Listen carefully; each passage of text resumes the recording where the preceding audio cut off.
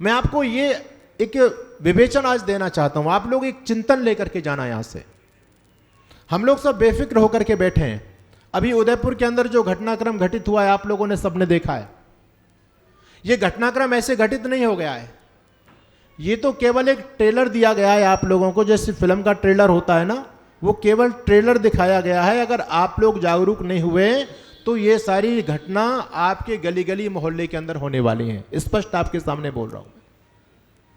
मैं आपको बताना चाहता हूं, आज जो आपकी स्थिति है, आपके परिवार की, आपके कारोबार की, आप चिंतन कीजिए, क्या ये स्थिति हमेशा वैसी रहने वाली है? हम लोग क्या समझ रहे हैं? हम लोग ये समझते हैं कि हमने बहुत अच्छी कोठी बना ली आलीशान, बहुत बड़ी प्रॉपर्टी हमने इकट्ठी कर ली, बंगले बना लिए, प्लॉट खरीदे, बैंक बैलेंस बना लिया, तो हमारे आने वाले बच्चे बहुत आराम की जिंदगी इसमें जिएंगे। अगर आप ऐसा समझते हैं, आप अपने पोतों का स्वप्न देख रहे हैं कि इस आलीशान भवन में आपके पोते रहने वाले हैं, तो आप बहुत बड़ी भूल कर रहे हैं। और आप लोग वही भूल कर रहे हैं जो भूल कभी कश्मीर के लोगों ने की थी। आप लोगों ने देखी है ना द कश्मीर फाइल, क्या दिखाया गया उसमें? कुछ झूठ है क्या? मैं अभी कश्मीर के अंदर गया कार्यक्रम देने के लिए, एक सज्जन मेरे पास में आए और वो बुजुर्ग व्यक्ति थे। उन्होंने आकर के कहा कि स्वामी जी, जो कुछ भी इसमें दिखाया जा रहा है ये तो इसमें कुछ भी नहीं दिखाया गया। ये जो कश्मीर के लोगों के साथ जो घटनाक्रम घटित हुआ है ये केवल 1% दिखाया गया है। बाकी हम सिंधी पंजाब से, हम पाकिस्तान से आए हुए लोग हैं और पूरा की पूरा जम्मू के अंदर जाएंगे तो वहाँ पर एक पूरी कॉलोनी बची हुई है, रिहाड़ी कॉलोनी। उस कॉलोनी के अंदर सारे के सारे पाकिस्तान से आए हुए लोग रहते हैं, सारे के सारे हिंदू लोग हैं।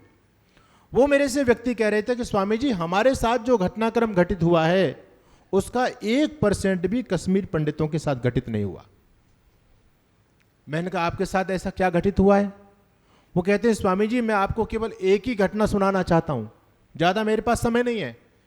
कहते हैं कि जब हम वहां से चले थे, हमारा जत्था चला था, तो हमारे जत्थे में 36,000 लोग थे।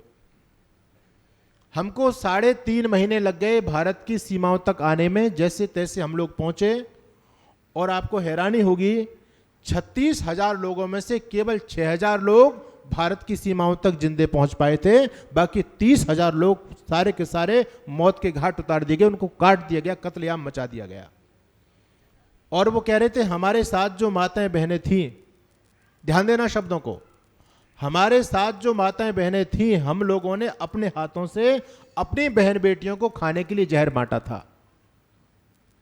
और लेकिन दुर्भाग्य यह था स्वामी जी, हमारे पास जहर भी भरपूर मात्रा में नहीं था, जहर भी हमारे पास में कम था। हम अपनी बहन बेटियों को जहर इसलिए बांट रहे थे, जब तुम्हारी कोई इज्जत पर हाथ डाले तो अपनी इज्जत की रक्षा के लिए तुम अपनी आत्महत्या कर सको। और क्या कर पाओगी, तुम्हारे पास कोई हथियार नहीं है। मेरी माताओं बहनों, उन्होंने जहर बांटा और वो कहते हैं, उन व्यक्ति की आंखों में आंसू, और कहने लगे, स्वामी जी, हमारी जो बहन बेटियां थीं आपस में जहर के लिए लड़ने लग गई, क्योंकि जहर भी कम था। उनमें लड़ाई हो गई जहर को लेकर के। कहते 36,000 चले थे, केवल 6,000 लोग हम लोग पहुंच पाए 3.5 महीनों में। बीच के कालखंड में क्या क्या हमारे साथ हुआ, कहते हैं हम यदि कल्पना करने लग जाएं तो रोंगटे खड़े हो जाते हैं। मैं ये कह रहा हूं, केवल 1% दिखाया गया और इसमें कुछ भी गलत नहीं दिखाया गया। आप अपने इतिहास के पन्नों को पलट करके देखिए, आपके साथ में क्या क्या हुआ है। अपने अतीत को देखो। आपको यदि अत्याचार पढ़ने के आपके ऊपर क्या क्या अत्याचार हुए, तो कभी मोपला पढ़ करके देखिए, वीर सावरकर ने लिखा है। बहुत से लोग यहां पर होंगे जिन्होंने वो ग्रंथ पढ़ा होगा, मोपला वीर सावरकर का। आपके रोंगटे खड़े हो जाएंगे कि किस किस प्रकार के अत्याचार हमारी बहन बेटियों के ऊपर किए गए। उनको लूट का माल बोलते हैं वो लोग। जब किसी नगर को जलाया, पुरुषों को जो उनके काम के थे उनको बंधक बनाया, और जो स्त्रियां होती थी हमारी, वहां पर जो व्यक्ति जितना बड़ा होता था उनके सेना का लुटेरा, उसको सबसे पहला अधिकार दिया जाता था कि तुमको जितनी स्त्रियां चाहिए छांट करके ले जा सकते हो। क्रम वाइज वहां पर पद के अनुसार स्त्रियों को वहां बांटा जाता था। पढ़िए। और इतना ही नहीं, इनकी जो है ज्यादती की हद की सीमाएं तो वहां टूट गई जब वीर सावरकर लिखते हैं, एक सुंदर नौजवान लड़की की जब ये इज्जत के ऊपर ये नालायक दरिंदे टूटने लग गए, उसकी मृत्यु हो गई। और मृत्यु होने के बाद भी 13 दरिंदों ने उसके साथ में बलात्कार किए थे। ये अत्याचार हमारे ऊपर हुए हैं। मैं आपको केवल डराना नहीं चाहता, मैं केवल आपको बताना चाहता हूं कि देश में क्या कुछ चल रहा है। उदयपुर में जो कुछ हुआ है, उस घटना को करने के बाद में उनके मन में कोई गला शिकवा नहीं है। आपने वीडियो सुना होगा, क्या बोल रहे थे, उसमें खुशी मना रहे हैं वो लोग, और आपको चैलेंज दे करके गए हैं, कहते हैं अल्लाह हमने तेरा काम पूरा किया, हमको अपनी जो है ताकत देना, और हम इस देश के प्रधानमंत्री की गर्दन को भी काटेंगे। ये सबके सामने लोग बोल करके गए। आप सोचिए उनके मंसूबे कहां तक फैले हुए हैं। मैं आपको ये जगाना चाहता हूं, हमारे यहां बहुत सारे लोग बैठे हैं। कल भी मुझे बड़ी प्रसन्नता हुई थी, आचार्य जी ने परिचय कराया था। बहुत सारे लोग एक विकल्प लेकर के आ रहे हैं। हमारे आदरणीय कर्नल साहब बैठे हैं। आज मैं मध्याह्न में इनके पास में गया, इनके मन में दिल में जो टीस है वो उन्होंने दिखाई कि हम ज्यादा कुछ नहीं कर सकते। मेरे पर लोग आरोप लगाते हैं, क्या आप इस समाज को लड़वाना चाहते हैं, क्या इस समाज को मरवाना चाहते हैं? मैं मरवाना नहीं चाहता, मैं लड़वाना नहीं चाहता। मैं तो ये कहता हूं कि तुम अपनी सुरक्षा कर लो, तुम्हारे लिए यही बहुत बड़ी बात है। नहीं तो आप अपनी सुरक्षा भी नहीं कर पाएंगे। केवल आर्य समाज का मंच ऐसा है, और कुछ हमारे हिंदूवादी संगठन के लोग कुछ ही बोलते हैं इन मुद्दों पर, सारे के सारे नहीं बोलते, और बोलना खतरे से खाली नहीं है। मैं भी जानता हूं, हमारे हर्षित जी बैठे हैं, कितना कितना बवाल होता है इन सारे मुद्दों पर बोलने के लिए, लेकिन फिर भी हम सन्यासी हैं। इस सोते हुए समाज को जगाना हमारा धर्म है, इसलिए मैं आपके सामने बोलना चाहता हूं। चिंतन कीजिए, आपकी जो प्रॉपर्टी है कमाने के लिए मैं मना नहीं कर रहा हूं, लेकिन जरा यह भी चिंतन कीजिए, क्या यह संपत्ति आपकी सुरक्षित रह पाएगी? कश्मीर के अंदर 70-70 बीघे के सेब के बाग यूं की यूं धरे रह गए उनके लोगों। बड़ी बड़ी कोठियां, बड़ी बड़ी गाड़ियां सबकी सब धरी रह गई, और वो लोग कहते हैं आंखों में आंसू भर करके, स्वामी जी संपत्ति की बात तो छोड़ दो, चलो कश्मीर की बात तो 30 साल पुरानी घटना है। मैं आपको वर्तमान समय का उदाहरण देता हूं। अफगानिस्तान में जो घटनाक्रम घटित हुआ, वहां से एक सांसद आपके देश में आए, पंजाबी थे। आप लोगों ने देखा होगा, जो लोग जागरूक हैं, जब एयरपोर्ट पर उतरे थे। अफगानिस्तान का सांसद है, कोई सामान्य व्यक्ति नहीं है, लेकिन जब वो व्यक्ति आपके देश में आता है तो उस व्यक्ति के पास में क्या था? कोई प्रॉपर्टी थी, धन संपत्ति थी? कुछ भी। केवल पत्नी और 2 छोटे छोटे बच्चे। पत्रकार लोगों ने जब अपने माइक आगे किए पूछने के लिए कि कुछ बताइए क्या आपके साथ में हुआ, दोनों की आंखों में आंसू आ गए। कहने लगे कि महाराज हमारी जान बच गई, ये बहुत बड़ी बात है। संपत्ति तो छोड़ दो, संपत्ति की तुम चिंता कर रहे हो ना, ये संपत्ति काम आने वाली नहीं है। व्यक्तियों को अपनी जान के लाले पड़ रहे हैं। ये बहुत बड़ी कॉन्स्पिरेसी चल रही है, बहुत बड़ा षड्यंत्र चल रहा है। इस देश में पूर्ण लोगों का पूरी तरह से होमवर्क हो चुका है, और होमवर्क इसको लेकर के हो चुका है कि ये पटेल साहब की संपत्ति मेरे नाम, ये चौधरी साहब की कोठी मेरे नाम, इसकी जमीन मेरे नाम होने वाली है। उन लोगों का पूरा होमवर्क है। पश्चिमी उत्तर प्रदेश में मैं जाता हूं, एक सज्जन मेरे पास में आए, कहने लगे स्वामी जी आप बिल्कुल सत्य कह रहे हैं। मैंने कहा आपके साथ में क्या हुआ? कहते हैं जी मैं किसान हूं। अच्छे व्यक्ति हैं बहुत। कहते हैं जी मैं किसान हूं और हमारे आसपास सारे के सारे वही लोग रहते हैं। हम लोग गन्ना की खेती करते हैं, और गन्ना को जब देते हैं तो नीचे वाला गन्ना तो कंपनी में दे देते हैं जिसकी चीनी बनती है, ऊपर की उसको बोलते हैं अंगोला। ऊपर की जो घास होती है उसको अंगोला कहते हैं वो लोग। उसको खेत में पड़ा रह जाते, जब वो सूख जाता है तो उसको ट्रॉलियों में भर के अपने काम में ले लेते हैं वो लोग। कहते हैं जी हम अपने खेत में से जब वो ले जाने लगे तो हमको रोक दिया, और वो लोग जबरदस्ती हमारे खेत से हमारी घास को भरने लग गए। मैंने कहा भाई ये क्यों जबरदस्ती कर रहे हो आप लोग? हमारे भी पशु हैं, हमारा भी काम आने वाला है, तुम अपने खेत की लेकर जाओ, हमारी खेत की क्यों लेकर जा रहे हो? तो कहता है स्वामी जी मेरे से वो लोग बोले कि आज तुझको केवल घास को देने में दिक्कत हो रही है। अरे मूर्ख, कुछ दिन बाद ये खेत में जिसमें तू गन्ना करता है, खेत भी हमारे पास आने वाला है। जब तेरे खेत को हम जोतेंगे तब तेरी क्या स्थिति होगी? वो व्यक्ति उसके मुंह पर कह करके गए। और ये मैं 1% भी असत्य आपके सामने नहीं बोल रहा हूं। मैं राजस्थान की धरती से आपके बीच में आया हूं, जयपुर की घटनाक्रम में सुनाता हूं, और मैं आज आपके कान इसलिए खोलना चाहता हूं कि हमारे बहुत सारे भाई बंधु इस भ्रम में जी रहे हैं। आप लोग संपत्ति कमा रहे हैं अपने बच्चों के लिए, लेकिन भविष्य भी देखना। मुझको हिंदू समाज का भविष्य बहुत बड़े खतरे में दिखाई दे रहा है। हम लोग एक बच्चा हमारे पास में, और संपत्ति कितनी है? अच्छा आप चिंतन करो, कोई भी माता पिता अपने बच्चों के भविष्य को अधर में छोड़ना चाहता है क्या? जैसे आपको अपने बच्चों के कैरियर की चिंता है, और वो लोग 17 बच्चा पैदा करते हैं, क्या उनको अपने बच्चों की कैरियर की चिंता नहीं होगी क्या? क्यों जी, होगी या नहीं होगी? क्या वो केवल पन्नी उठाने के लिए पैदा करते हैं, ठेरी लगाने के लिए पैदा करते हैं, पंचर लगाने के लिए पैदा करते हैं क्या? उनकी भी बहुत बड़ी इच्छाएं हैं, लेकिन उन्होंने अपने व्यक्तिगत स्वार्थों को एक तरफ रखा हुआ है।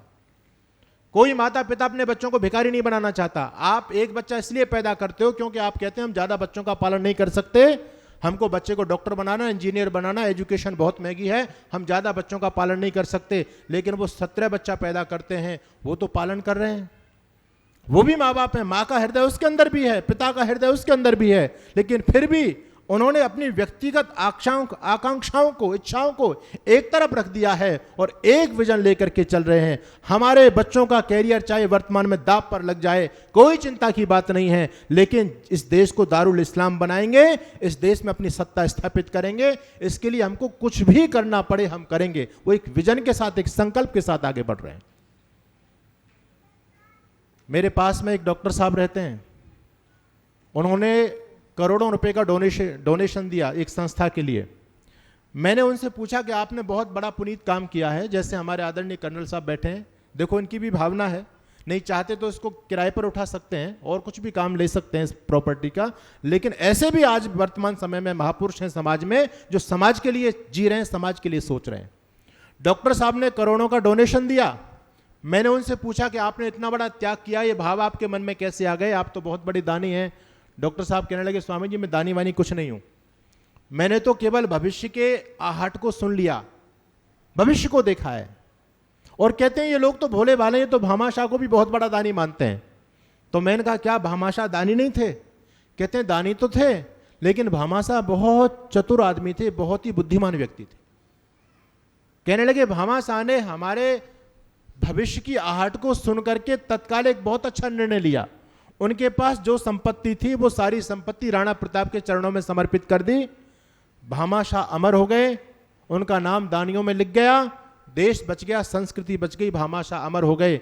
और ये स्वामी जी यदि भामाशाह समय पर ठीक निर्णय नहीं ले पाते तो क्या मुझे बताइए वो संपत्ति भामाशाह के पास में सुरक्षित रह सकती थी क्या? अरे जब देश पर मुगलों का शासन होता, राणा प्रताप हार गए होते और अकबर की जब सत्ता स्थापित हो जाती, तो फिर भी वो संपत्ति अकबर के पास में जानी थी। भामाशाह से तो संपत्ति जानी थी। भामाशाह ने बहुत अच्छा किया कि अपने विवेक से निर्णय लेकर के अपनी संपत्ति राणा प्रताप के चरणों में समर्पित करती, नहीं तो वो संपत्ति रहने वाली नहीं थी। कहने लगे स्वामी जी मैं डॉक्टर हूं, मेरा एक बेटा है वो भी डॉक्टर, पुत्र वधू भी डॉक्टर, मेरी पत्नी भी डॉक्टर, 4 डॉक्टर हैं हम, और चारों प्राणी हैं। मेरे पास में एक मुस्लिम दंपत्ति आया इलाज कराने के लिए, उस पर बच्चे नहीं हो रहे थे, उसकी उम्र तो काफी हो गई थी। मैंने 8-9 महीने तक इलाज किया और इलाज करने के बाद जब मुझे लगा कि अब सफलता नहीं मिलेगी, वो मां नहीं बन सकती, तो मैंने उनको सॉरी बोला। और जब सॉरी बोला तो उन दोनों के चेहरे उतर गए। मैंने पूछा उनसे क्या इससे पहले आपके पास कोई बच्चे नहीं हुए? कहते हैं जी बच्चे हमारे पास 9 हैं।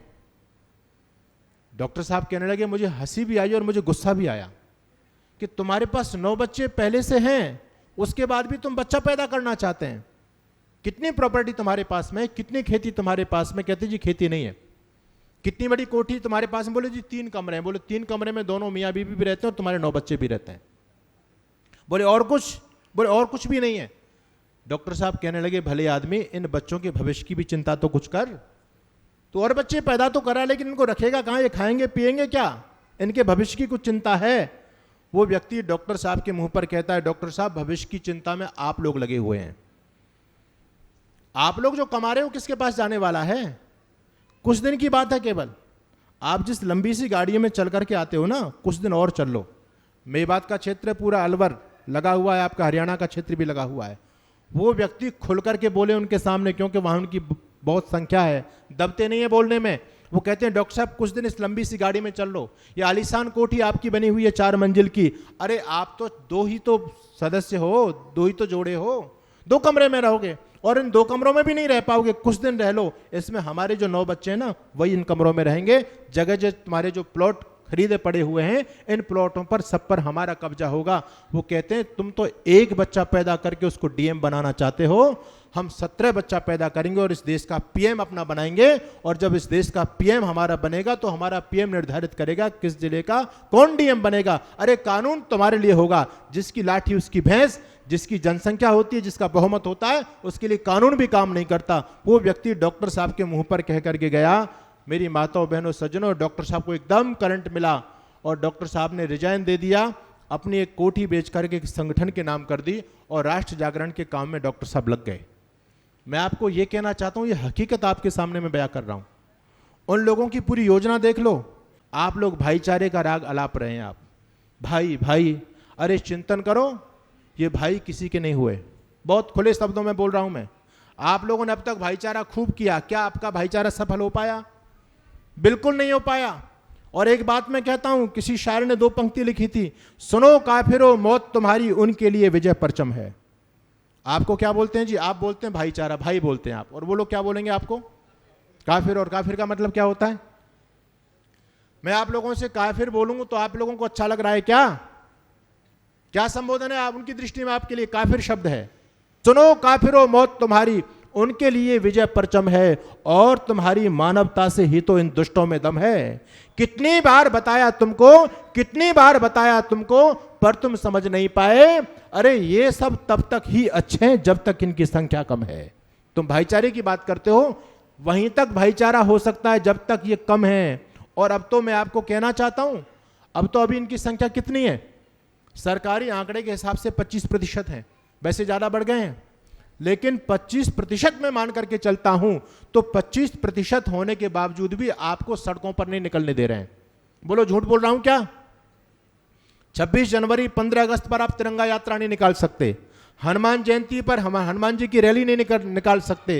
राम जन्म महोत्सव आप लोग नहीं मना सकते, जुलूस नहीं निकाल सकते। और आपने जहां जहां निकालने का प्रयास किया है वहां कितना कत्लेआम मचा हुआ है, कोई बात ये छुपी नहीं है। मैं आपसे यही कहना चाहता हूं, जब वो 25% हैं तब आपको सड़कों पर नहीं निकलने दे रहे हैं। अरे चिंतन करो, जिस दिन 50% हो गए उस दिन तुमको तुम्हारे घरों में छोड़ देंगे क्या? पूरा होमवर्क हो चुका है, किसकी कोठी किसके नाम होनी है, किसका खेत किसके नाम होनी है, किसकी प्रॉपर्टी किसके नाम होनी है, ये पूरी तरह से योजना चल रही है। क्या एशिया का कोई गुरुकुल भी है जहां से हमारे संस्कृति के प्रचारक तैयार होते थे? कल्पना कीजिए आप, आपका धर्म बचने वाला नहीं है, आपकी संस्कृति बचने वाली नहीं है, क्योंकि हिंदू सबसे बड़ा गद्दार है, हिंदू सबसे बड़ा खुदगर्ज है। मैं बहुत खुले शब्दों में कह रहा हूं, क्यों खुदगर्ज हो आप लोग? मेरे शब्दों का बुरा नहीं मानना आप लोग, लेकिन मैं सच्चाई आपके सामने रख रहा हूं। क्यों? क्योंकि हम केवल अपने स्वार्थों के लिए जीते हैं। हम चिंता करते हैं अपने परिवार की, अपने बच्चों की, और ज्यादा इससे ज्यादा हम चिंता करेंगे तो केवल अपने समाज की चिंता करते हैं, अपनी जाति की चिंता करते हैं। जाति के बाद का चिंतन हमारे मन और मस्तिष्क से खत्म हो चुका है। राष्ट्र क्या है, समाज क्या है, इसकी हमको चिंता नहीं है। आप देखेंगे हमारे समाज में जातियों के नाम से संगठन बने हुए हैं, हम लोग आपस में बटे हुए हैं। और जब तक हम इस जातिवाद की गंदगी से बाहर नहीं निकलेंगे तब तक आप सुरक्षित नहीं रह सकते। ये जातिवाद का जहर जानबूझ करके हमारे समाज में घोला गया है। हमारी शक्ति को कमजोर करने के लिए इन विधर्मी लोगों ने ये पासा फेंक दिया और हम इतने मूर्ख निकले कि इनकी चाल को नहीं समझ पाए। जिनको हम छोटे तबके के लोग बोलते हैं उनको जानबूझ करके हमसे अलग किया जा रहा है। आपके शास्त्रों में कहीं भेदभाव की चर्चा नहीं है, मेरे शब्दों को ध्यान देना, कहीं भी ऊंच नीच हमारी संस्कृति में है ही नहीं। लेकिन आज इतना बड़ा चढ़ा करके प्रस्तुत किया जा रहा है, शूद्रों के साथ हमेशा से पक्षपात होता रहा है, तुमको दबाया गया है, अब तुम मत दबो, अब तो जो है ना 22वीं सदी में हम लोग जी रहे हैं, अब घबराने की बात नहीं है। जानबूझ करके विद्वेष उनके मन में पैदा किया जा रहा है। ये सारा का सारा काम वो लोग भी कर रहे हैं। मैं अभी गया राजस्थान के अंदर, शिव मंदिर में कार्यक्रम रखा गया। मैंने उन लोगों से कहा कि आप ज्यादा से ज्यादा लोगों को मोटिवेट कीजिए, लोगों को लेकर के आइए। जिस गांव में कार्यक्रम था उस गांव में कुम्हार जाति के लोग रहते थे, और कुम्हार जाति के लोग अपने आप को प्रजापति लिखते हैं, आप लोग जानते हैं सभी। अब देखो उनकी चाल देखिए, मैं आपको कहां ले जाना चाहता हूं, आप ध्यान से मेरी बात को सुनेंगे। उनकी जो जितना षड्यंत्र चल रहा है उसको आप अच्छी तरह से समझ सकते हैं। उसमें कुम्हार जाति के लोग थे, प्रजापति लोग थे, और कार्यक्रम चला था शिव मंदिर में। जब आयोजक लोग गांव के अंदर गए और उन्होंने निवेदन किया कि महाराज जी जयपुर से आए, आप लोग उनको सुनने के लिए पहुंचे, तो लोगों ने कहा कि महाराज जी का कार्यक्रम कहां पर है? कहते हैं शिव मंदिर में है। वो कहते हैं जी हम शिव मंदिर में तो नहीं जा सकते। लोगों ने कहा क्यों, आप हिंदू नहीं हो? बोले हिंदू तो हैं। क्या भगवान शिव को नहीं मानते? बोले शिव को नहीं मानते हम। बोले आप शिव को नहीं मानते फिर हिंदू किस बात के हो?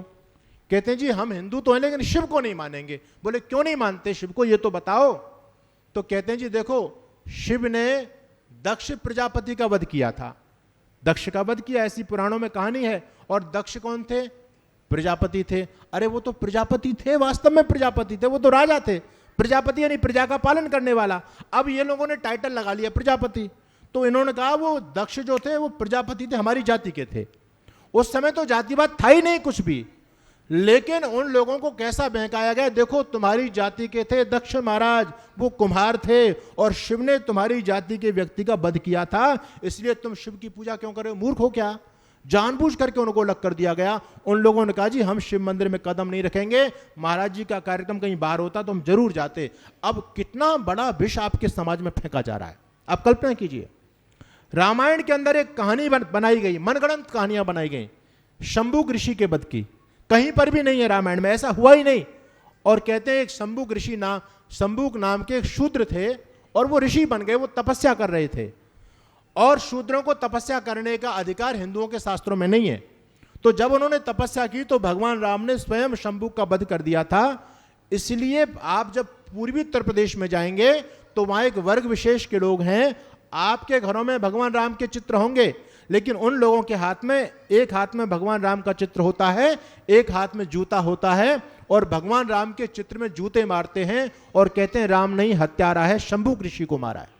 कहते हैं भगवान होंगे तुम्हारे, हमारे भगवान नहीं है, हमारी तो शंभुक ऋषि शूद्र जाति के थे, उनको राम ने मार दिया, हम राम की पूजा नहीं करेंगे, हम शिव को नहीं मानेंगे। इतना वैमनस्य समाज में पैदा किया जा रहा है, जानबूझ करके पैदा किया जा रहा है।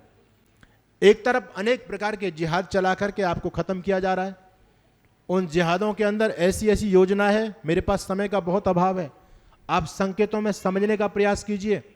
फूड जिहाद चल रहा है, बहुत बड़े पैमाने पर चल रहा है, इसलिए मैं आपसे निवेदन करना चाहूंगा, बहिष्कार जरूर होना चाहिए।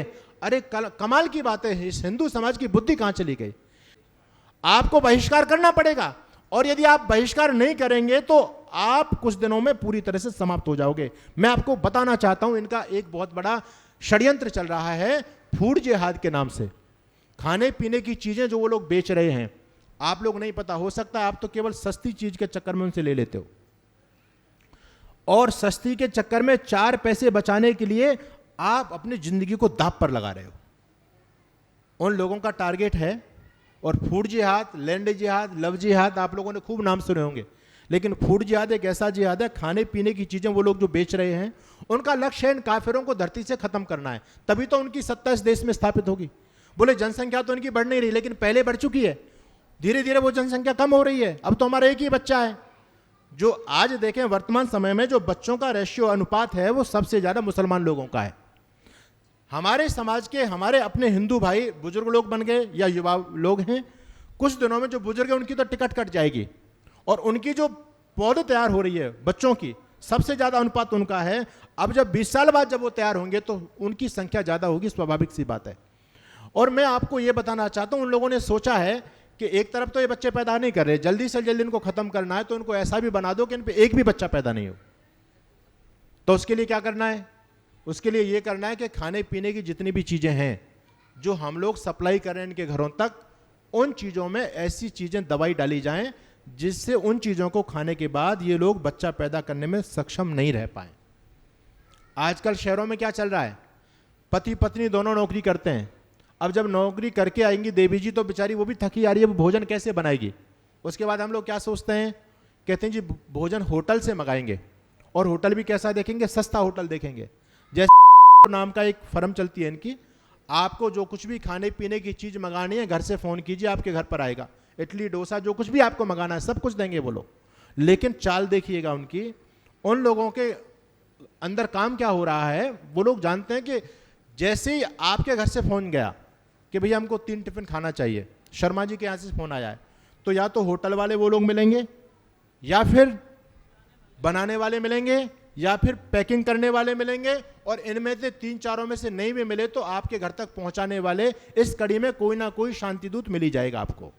और उस भोजन को आप निरंतर करते रहेंगे तो करते करते आप बच्चा कभी पैदा नहीं कर सकते। आप कहेंगे जी हमको तो एक ही बच्चा पैदा करना, वो तो हो गया, लेकिन जो आपका छोटा सा बच्चा, मासूम बच्चा उस खाने को खा रहा है, वो कभी भी आगे जाकर के बच्चा पैदा नहीं कर सकता। इतनी घृणित मानसिकता इस समाज में चल रही है, उनका योजना चल रही है। और केवल ये भोजन में नहीं, ये जितने भी खाने पीने के आइटम है ना, इसलिए मैं कहता हूं आर्थिक बहिष्कार कर दो, फायदे में रहोगे। नहीं तो ये तुम्हारे आने वाले वंश को भी खत्म कर रहे हैं और आपसे पैसे भी ले रहे हैं। यानी हमको मारने की पूरी योजना बना रहे हैं और हमसे ही पल्लवित हो रहे हैं, और हम ऐसे मूर्ख हैं कि जो अपना दुश्मन है उसी को खूब हम पैसा दे रहे हैं। तो ये हमको जागरूक करना पड़ेगा, होना पड़ेगा। आर्थिक बहिष्कार बहुत जरूरी है। आप देखिए, हमारे कर्नल साहब बता रहे थे, जिन रेडियो के ऊपर 108 लिखा होगा, जय श्री राम लिखा होगा, हम केवल उन्हीं से सामान खरीदेंगे। बहुत अच्छी मुहिम है, सबको संकल्प लेकर के जाना चाहिए। वो कल हमारे भाई आए, उन्होंने एक ऑप्शन दिया है कि हम आज तक ज्यादातर जो छोटे मोटे काम है सब पर उनका आधिपत्य हो चुका है, और देश की मैं तो कहता हूं लगभग 50% जो है व्यवसाय पर उन लोगों का एक कब्जा हो चुका है पूरी तरह से। और हम लोग उन कामों को करने में शर्म समझते हैं और वो लोग बड़े फक्र से उस काम को करते हैं। सब्जी बेचने वाले ज्यादातर वही लोग मिलेंगे, और कितना ज्यादा बेनिफिट है उसमें। हम लोग उसको बहुत छोटा काम समझते हैं, बोले क्या हम सब्जी बेचेंगे, ऐसा नहीं है, करना पड़ेगा। अपने धर्म को बचाना है, संस्कृति को बचाना है। कहने के लिए बहुत सारी बातें थी, मुझको रुकना पड़ेगा। मैं केवल आपको इतना सा संकेत देना चाहता हूं, ये जो भी बातें मैंने आपको बताई हैं, एक बहुत बड़ा षड्यंत्र चल रहा है कि हिंदू नाम की चिड़िया को कैसे खत्म किया जाए। अतीत के पन्नों को पलट करके देखना, इतिहास में लिखा है जहां से सूर्य उदय होता था और जहां तक सूर्य अस्त होता था, वहां तक आर्य यानी हिंदू लोगों का चक्रवर्ती साम्राज्य हुआ करता था। कभी अमेरिका के राजा भी आपके देश के राजा के अधीन हुआ करते थे। चीन आज दुनिया का सबसे धूर्त देश है, बदमाश देश है, उस चीन का राजा भी आपके देश में आता था, यह आपके इतिहास में लिखा हुआ है। वो भी हमारे देश के चक्रवर्ती राजा के शासन को मानता था। यानी हम पूरे सब जगह हम लोग थे, लेकिन आज हमारा अस्तित्व पूरी तरह से खत्म हो चुका है। पूरे यूरोप से हम लोग खत्म हो गए, एशिया से हम लोग खत्म हो गए। अब केवल हमारा वजूद यदि बचा है थोड़ा बहुत, तो केवल भारत देश में बचा है। और भारत देश के अंदर भी 12 प्रांतों में हम खत्म हो चुके हैं, वहां पर अल्पसंख्यक हो चुके हैं। जिस केरल प्रदेश के अंदर कभी आदिगुरु शंकराचार्य ने जन्म लिया था और उन्होंने हिंदुत्व की पताका पूरी दुनिया में फहराई थी, आज उस आदिगुरु शंकराचार्य के गांव के अंदर एक हिंदू नहीं बचा। बहुत स्पष्ट बोल रहा हूं मैं आपको। आप दूर मत जाइए, अपने हरियाणा में आ जाइए। आपके हरियाणा के अभी 8 दिन पहले मेरे पास हिसार से फोन आया, उन्होंने कहा स्वामी जी पूरी की पूरी कॉलोनी क्रिश्चियन बन गई। हमने समझाने का बहुत प्रयास किया लेकिन नहीं माने लोग, सारे के सारे क्रिश्चियन बन गए। कैथल जिले के अंदर बहुत सारे ऐसे गांव हैं जो गांव पूरी तरह से कन्वर्ट होकर के ईसाई बन गए। हम लोग दिन प्रतिदिन कम होते चले जा रहे हैं। शेष चर्चा में फिर करूंगा कि कैसे संस्कृति और धर्म को हम बचा सकते हैं। देखो, आपको अपने बच्चों को इस संस्कृति से जोड़ना पड़ेगा। अगर आप लोगों ने नहीं जोड़ा तो फिर मैं कहना चाहूंगा कि आपका अस्तित्व बचने वाला नहीं है। आज के हमारे बच्चे कह रहे हैं, जिनको धर्म का ज्ञान नहीं मिला, जिनको संस्कृति की नॉलेज नहीं है, वो बच्चे कहते हैं स्वामी जी आप तो व्यर्थ की बात करते हैं। जब इस देश में मुसलमानों का राज्य भी हो गया तो मुसलमान भी एक बार जीने का ऑप्शन तो हमको देंगे। वो भी कहेंगे अगर जीना चाहते हो तो मुसलमान बन जाओ, हम मुसलमान बन करके जी लेंगे, हम क्रिश्चियन बन करके जी लेंगे। ऐसी मानसिकता हमारे बच्चों की बन गई है, क्योंकि हमने अपने बच्चों को संस्कारों से नहीं जोड़ा, संस्कृति से नहीं जोड़ा, अपने धर्म से नहीं जोड़ा। इसलिए मैं कहता हूं आज कट्टरता बच्चों के अंदर भरने की आवश्यकता है। जैसे उन लोगों में कट्टरता है ना, हम लोगों में कट्टरता नहीं रही, इसलिए हम खत्म हो गए पूरी तरह से। कोई भी मौलवी आपको यह कहता हुआ नहीं सुनेगा कि सारे धर्म समान होते हैं, सारे धर्म प्रेम और भाईचारे की बात करते हैं। वो कहते हैं दुनिया में सबसे अच्छा धर्म है तो हमारा इस्लाम है। आप किसी पादरी के पास में बैठेंगे तो पादरी कहेगा कि दुनिया में सबसे बढ़िया कोई रिलीजन है तो वो क्रिश्चियनिटी है। और हमारे ये मूर्ख जितने भी घूमते हैं ये क्या कहते हैं, ये कह दीजिए सारे धर्म प्रेम और भाईचारे की बात करते हैं। इनको कुछ पता ही नहीं है कि धर्म है क्या चीज। इन्होंने अपने धर्म ग्रंथों को नहीं पढ़ा, ये दूसरों के कुरान और पुराण को क्या पढ़ेंगे। तो आज आवश्यकता है हम लोग जागरूक बने, आर्य समाज से जुड़िए। ये जो मैं वेदना आपके बीच में रख रहा हूं, ये आपको बचाने का उद्यम यदि सबसे पहले किसी ऋषि ने किया तो स्वामी दयानंद सरस्वती ने किया था। अगर ऋषि दयानंद सरस्वती इस धरती पर नहीं आते तो आज मैं आपके सामने यहां बैठा हुआ नहीं होता और आप लोग भी यहां पर मुझे बैठे हुए नहीं मिलते।